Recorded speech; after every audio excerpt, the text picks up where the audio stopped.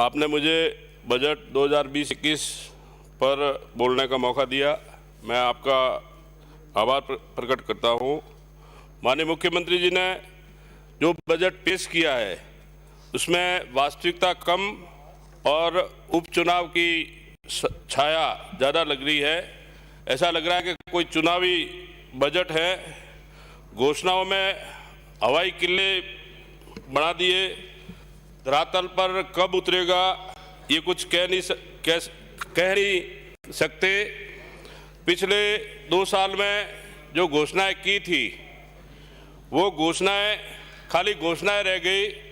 मात्र 33% इस बजट के ऊपर काम हुआ है और इस सरकार को मैं धन्यवाद देना चाहूँगा कि पूर्ववर्ती सरकार के समय में जितनी भी योजनाएं थी उनका बंद करने का एक रिकॉर्ड तय कर दिया है।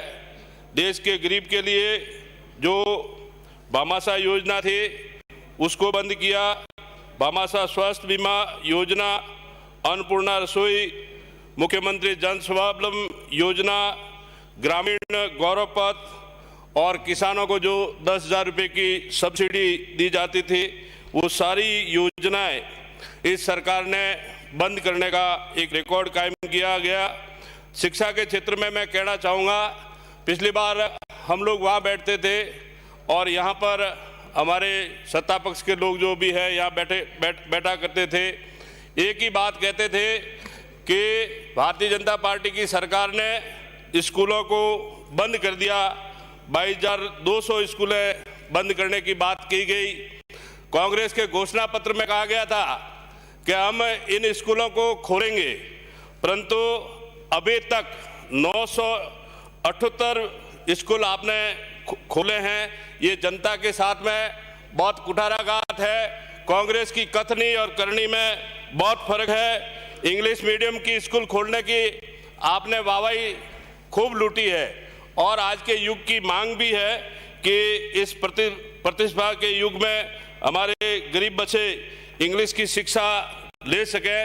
मैं पूछना चाहता हूं कि आपने इन इंग्लिश मीडियम स्कूलों में जो अंग्रेजी पढ़ा हुआ अध्यापक है, कितने अध्यापक हैं या नई कोई भर्ती करेंगे, ये आप बताएं।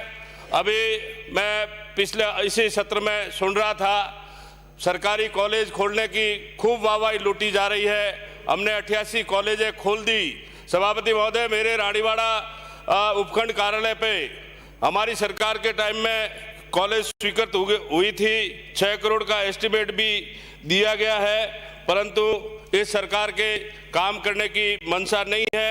2017-18 में जसवंतपुरा में ITI स्वीकृत हुई और 10 करोड़ की लागत से बिल्डिंग बनकर तैयार है।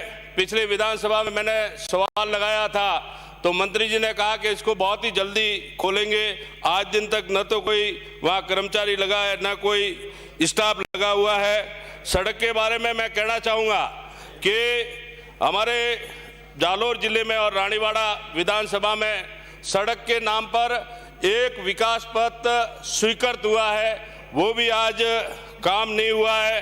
बरसात के बाद में जो पेच वर्क होने चाहिए वो पेच भी ये सरकार नहीं कर रही है।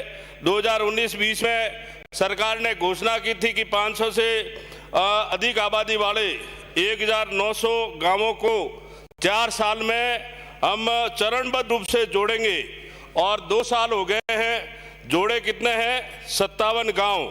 तो मेरा सरकार के आपसे माध्यम से सरकार से ये सवाल है कि 2 साल के अंदर आप 952 गांव कैसे जोड़ेंगे? ये सरकार स्पष्टीकरण दे।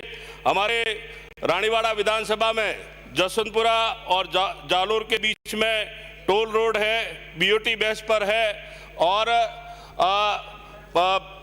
लोगों से टोल ले रहे हैं और वो सड़क इतनी टूटी हुई है कि उसको अगस्त में पूरी नई सड़क बनानी थी, परंतु अधिकारियों की मिलीभगत के कारण आज भी जनता अपना खामियाबी भुगत रही है। पेयजल के बारे में मैं कहना चाहूँगा कि 2019-20 में एक सोलर डिफ्लोरिडेशन की घोषणा की। हमारे रानीवाड़ा विधानसभा में ये कई सोलर लगे, तो इन सोलरों में कई सोलर पैनल नहीं है और कई फिल्टर नहीं है और कई जगह भूमि समर्पण नहीं हुई और फिर भी वहां लगा दिए, भुगतान इसका उठा लिया। ये सभापति महोदय एक बहुत बड़ा घोटाला है, इसकी जांच होनी चाहिए। सभापति महोदय, रानीवाड़ा विधानसभा के रानीवाड़ा उपखंड पर एएन और 3 जेईएन की पोस्ट खाली है। जसवंतपुरा के अंदर एक एएन और 2 जेईएन पिछले 7-8 माह से खाली है। तो मैं सरकार से ये पूछना चाहूँगा कि जब कोई सरकारी अधिकारी कर्मचारी नहीं है तो योजना का एस्टिमेट कौन बनाएगा? मेरा कहना सभापति महोदय कहना है, ना तो 9 मन तेल होगा और ना राधा नाचेगी। सभापति महोदय, इस सरकार ने तो सारे जनता के साथ में भारी खिलवाड़ कर दिया है। आज गांवों के अंदर अगर ट्यूबवेल जल जाए तो 2-2, 3-3 महीने से ट्यूबवेल मोटर रिप्लेस नहीं की जाती है और टेंडर समय पर होता नहीं है। इनके ऑफिस में न वाल है, न कोई 10 फीट का पाइप है, न कोई निप्स है और कोई सुनने वाला नहीं है। ये राजस्थान की जनता के साथ में एक बहुत बड़ा छलवा है। कर्मचारी है नहीं, रिटायर्ड हो रहे हैं, नई भर्ती ये कर नहीं रहे।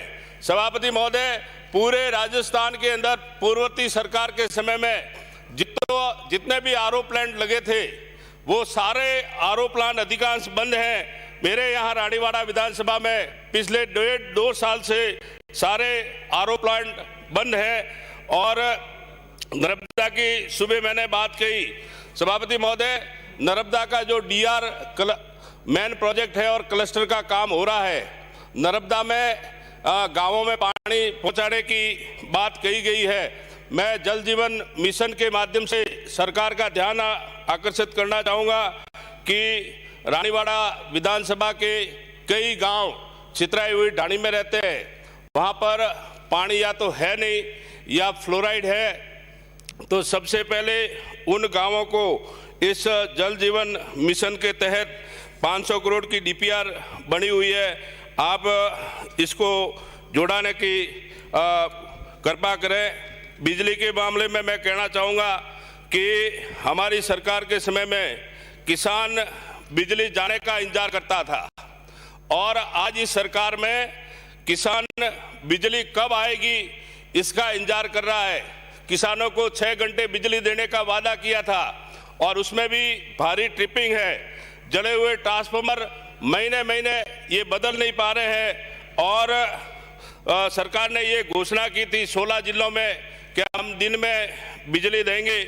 मेरे विधानसभा क्षेत्र में नैनोल, टीटोब और लुणियासर में प्रशासनिक स्वीकृति 5 जनवरी 2021 को मिल गई, परंतु वित्तीय स्वीकृति आज दिन तक नहीं मिली। जसवंतपुरा के अंदर 132 केवी का सब स्टेशन 1 साल से चालू है और सभापति महोदय एक साल के अंदर खाली 100 फीट बाउंड्री बनी हुई है, दीनदयाल के कनेक्शन बंद है। और सभापति महोदय, मैं आपके माध्यम से कहना चाहूँगा कि आज पूरे राजस्थान में क्या हालत हुई है। संविदा कर्मी पिछले 2 साल से स्थायीकरण होने का इंतजार कर रहे हैं। कमेटी बन गई, सरकार को रिपोर्ट दे दी और पता नहीं ये कब स्थायी होंगे।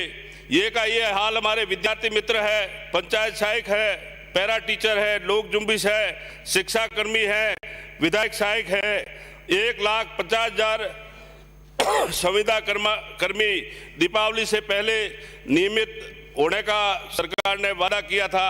ये संविदा कर्मियों के साथ में बहुत बड़ा धोखा है। सभापति महोदय, आज पूरे राजस्थान में पिछले 1.5-2 महीने से पटवारी हड़ताल पे, अतिरिक्त चार्ज जितना भी था पटवारियों ने तहसील ऑफिस में जमा करा दिया। ये फरवरी का समय है, गिरदावरी होनी चाहिए। प्रधानमंत्री फसल बीमा का उनको क्लेम कैसे मिलेगा और केसीसी उनको कैसे मिलेगी। इसी तरह से आंगनवाड़ी कार्यकर्ता, विकास अधिकारी, एएनएम और बेरोजगार युवा साथी अपने मांगों को लेकर बार बार धरना प्रदर्शन कर रहे हैं। तो मेरी मांग है कि इनकी बात सुनकर इनकी समस्या का समाधान किया जाए। सभापति महोदय, एक बात मैं आखिर में कहूँगा कि आयुष्मान भारत महात्मा गांधी राजस्थान स्वास्थ्य बीमा योजना आपने लागू की। आपने केंद्र की जो योजना थी आयुष्मान भारत वो लागू नहीं की। हमारे जो सीमावर्ती जिले हैं, चाहे जालोर हो, सिरोही हो, बाड़मेर हो, डूंगरपुर हो या बांसवाड़ा हो, हमारे गुजरात की सीमा लगती है और हमारे लोग राजस्थान में इलाज नहीं करा के गुजरात में इलाज करवाते हैं, तो इस योजना का लाभ नहीं मिलता है। मेरी मांग है कि केंद्र सरकार की जो आयुष्मान भारत योजना है उसको राजस्थान के अंदर लागू किया जाए ताकि सीमावर्ती जिलों को ये लाभ मिल सके। आपने मुझे बोलने का मौका दिया, बहुत बहुत धन्यवाद। श्री मुरारी लाल।